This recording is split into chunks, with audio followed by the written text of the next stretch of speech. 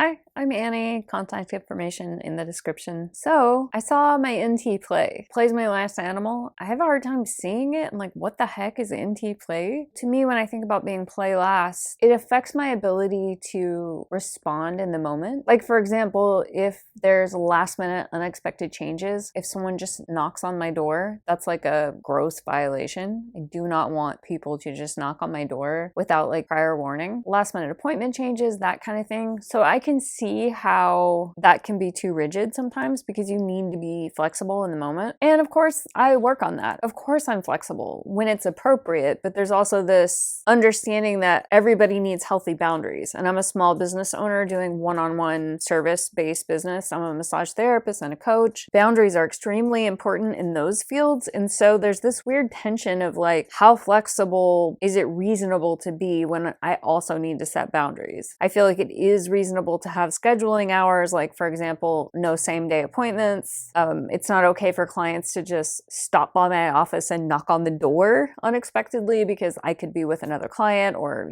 doing something else, not ready for them. We need clear boundaries, but then I can be flexible when something comes up with a client, even though it makes me uncomfortable when there's a last minute change and I kind of don't like it. Of course, I'm gracious and understanding. Like if someone texts me and says, hey, I was on the way to your office and I got a flat tire. I mean, obviously I'm going to be accepting and forgiving and I'm not going to, charge them a late fee. I mean, I'm a grown up, so I'm not going to do that even though the last minute change is uncomfortable for me. So that's where I see play last. I also understand play last as not being great at tossing the ball back and forth in conversation, maybe taking a little bit too long to respond or needing to sleep process for like 10 beats before I'm ready to respond or even to walk away and think about it and then come back and respond to the conversation later. But I was like, what the heck is NT play? I can't see it. Like, am I doing it? I've had a couple of interactions with clients where I'm like, okay, I'm starting to see this. And it's really pretty cool. And it makes me feel good just to be conscious of it and understand it a little bit better than I had understood it previously. Recently, a client of mine, a massage therapy client I've known for over 15 years. I've been working with him. He's an older gentleman, like maybe 67. He took me to Crater Lake. I don't usually go on day trips with my clients, and I'm also just not very social in general. Also, I haven't left city limits in quite a few years. Like I just am a homebody. I like to stay home. But this client grew up in Oregon. He heard that I'd never been to Crater Lake, and he said, well, that's a shame. I want you to see Crater Lake. I'm going to take you. And he has like a national park pass. And so we did this whole day trip. It took like 8 or 9 hours. And he drove me to Crater Lake and we saw the sights. And it was just nice to get out of city limits and push myself to do something social, even though it's a little bit out of my comfort zone. But I was just noticing myself interacting with him and his style of interacting and contrasting it with mine. So we were driving on these windy Oregon roads and he has a Mustang and he's a really good driver. So I felt comfortable with him because he was like taking the curves really well. The car took the curves really well. So I felt safe. I felt like he was a safe and conscientious driver. So all the way there and back on these winding roads, he was announcing all the sensory. Like I'm going to make fun of him a little bit here. I love the guy, but it was almost like Rain Man. We would pass a dead deer on the road and then he would say like, oh, there's a dead deer. We'd pass a diner and he'd read the sign and say, friendly diner, open 8 a.m. to 8 p.m. Fresh pies daily. Just like announcing everything. And I was like, what is that? Like, what is that about? I was getting kind of fatigued from responding because at some point, like, what can you say? Like, yep,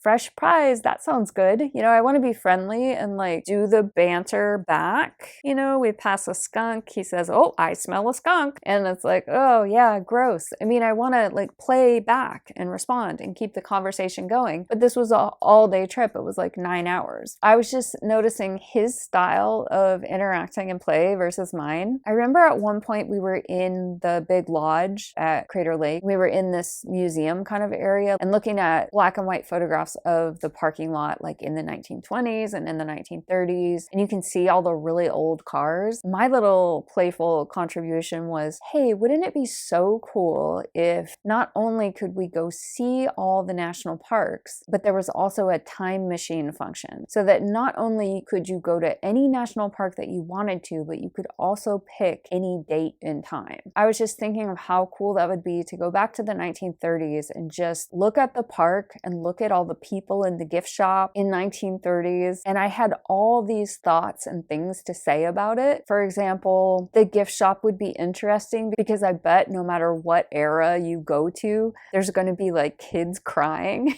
in the gift shop, like, I want this little thing, you know? And of course, back in the 1930s, they probably had like a wooden whistle or something, like, Mommy, I want this wooden whistle, you know, whereas today it's like cheap knickknacks and stuff. I mean, I'm sure it's way more commercialized now than it was back then, but like, that's the kind of stuff I was thinking about, like looking at the people interacting and what kinds of foods did they have at the concession stand and what were the people wearing, or if people brought sack lunches, what did they bring? You know, just all this what if kind of thoughts and speculation. So I said this little thing about, wouldn't it be cool if there was a time machine? And he said, yeah, that would be cool. And then just had nothing to add. So it was interesting that he was announcing all this sensory and I was struggling to find something to add to that, like how to toss the ball back when he just announced the plain, straightforward sensory. And then when I was playing and tossed out this, you know, intuitive, speculative idea, like,